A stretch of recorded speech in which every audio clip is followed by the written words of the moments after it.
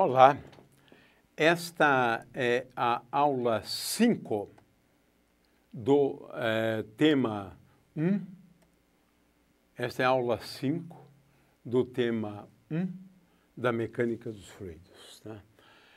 Esse tema 5 é pressão.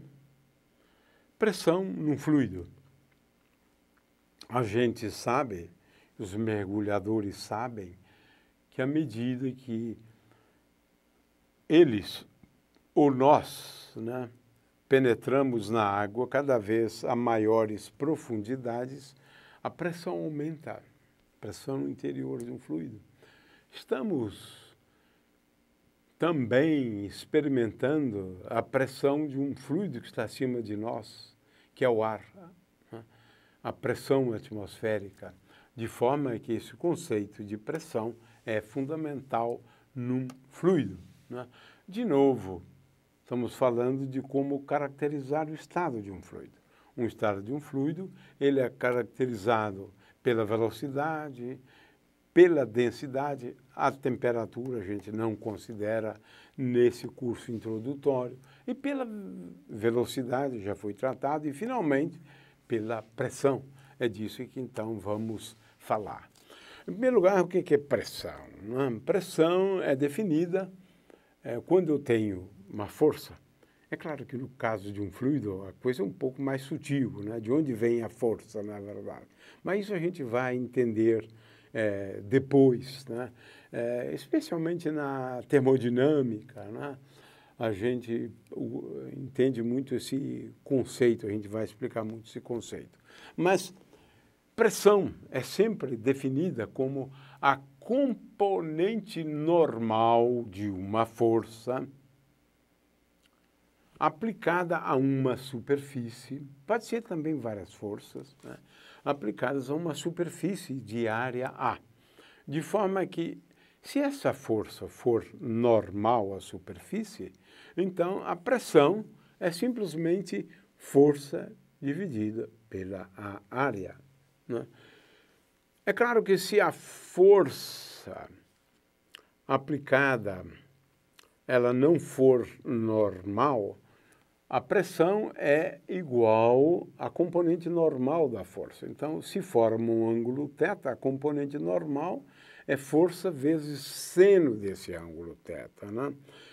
F vezes cosseno θ é a componente tangencial da força, que também é importante no caso do estudo de uns fluidos, porque isso vai nos levar ao conceito de tensão de cisalhamento. Mas aqui eu estou falando só da pressão.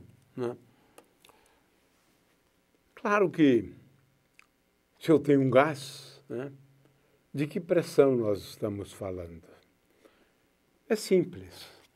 Aqui eu tenho uma molécula que colidiu com a parede. Isto, a parede do continente, ou seja, daquele espaço que contém o gás. Então, eu tenho ali uma colisão, aqui eu tenho outra colisão, outra colisão, outra colisão, outra colisão, outra colisão. Veja, é para a gente entender a origem disso, outra colisão. Esta aqui vai colidir depois. E cada vez que colide com as paredes, o gás vai exercer uma pressão sobre as paredes. Agora, a gente precisa aprender, nesse caso, a calcular a força por unidade de área. Isso vai ser feito, deverá ser feito, lá na termodinâmica, para a gente entender, então, este conceito. Então, se eu tenho uma panela contendo um gás, uma visão microscópica é esta aqui, e onde, eventualmente, cada molécula ou átomos vai colidir com a parede.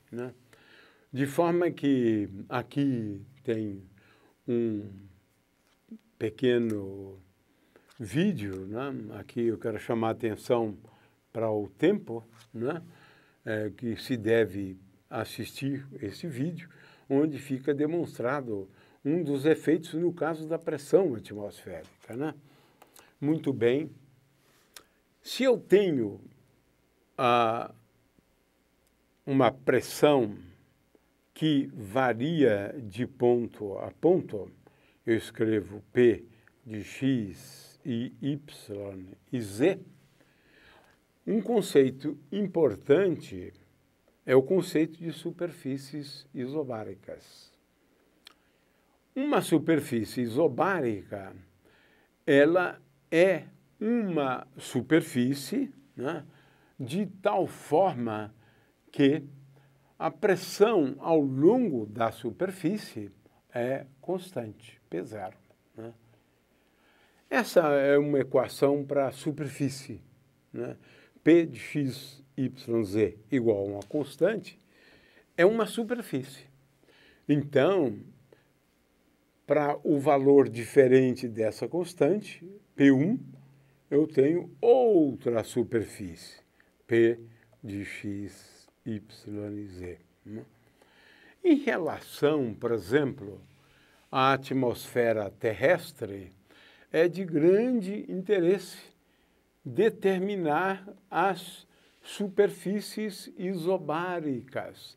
Você tem uma região de baixa pressão, uma região de alta pressão, de forma que a superfície isobárica é essa superfície ilustrada aqui.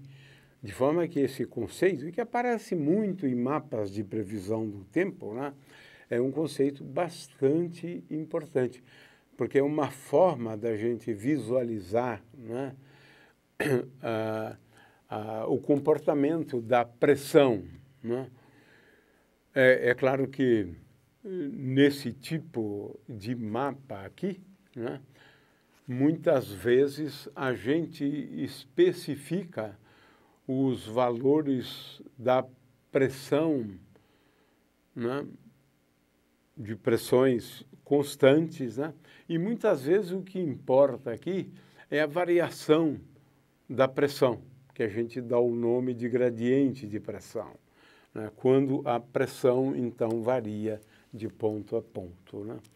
De forma que é mais fácil entender a pressão exercida por um gás, né? É claro que, para isso, nós devemos aplicar uma força, ou, como nesse caso, o gás exerce uma força sobre essa parte, por exemplo, do êmbolo ou do pistão. Né? Muito bem. Então, esse é um conceito extremamente importante, né? Especialmente na termodinâmica e no estudo dos fluidos de uma maneira geral, né? O gás. Né? O que nós queremos chamar a atenção é que você pode usar muitas unidades de pressão. No sistema internacional de medidas, a pressão é o Pascal, a unidade de pressão. O Pascal é o que se usa mais, né? Um Pascal é igual a 1 Newton por metro quadrado, né? Também se usa o psi. Quando você pede uma pressão de 31 nos seus pneus, é 31 psi, uma unidade inglesa, né? Que é próximo de 7 pascais. Né? Se usa o bar também, especialmente para a atmosfera terrestre. Né? Se usa o milibar, né? É melhor. Né? Também se pode usar o Torricelli, né? 1 milímetro de mercúrio, uma atmosfera terrestre, né? E aqui tem os fatores de conversão dessas várias unidades, né? No caso da pressão atmosférica, a gente vai ver depois, né?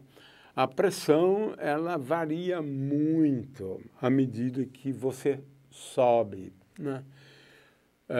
Ela é mais ou menos constante, bastante constante, no nível do mar. No nível do mar, em princípio, você deveria ter a pressão constante em todos os pontos da superfície. Varia, mas varia muito pouco. Né? Então, esse conceito. E você tem aqui os instrumentos, né, de medir a pressão.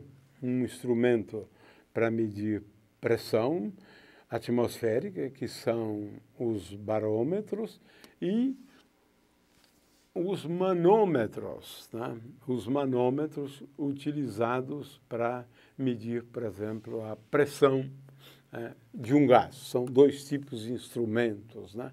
Os manômetros e os barômetros. Aqui eu tenho um barômetro simples, a gente vai estudar isso depois, né? Muito bem, então são instrumentos de medida, né? E aqui então tem mais um vídeo que eu sugiro que vocês assistam, porque diz respeito aos efeitos da pressão. De qualquer maneira,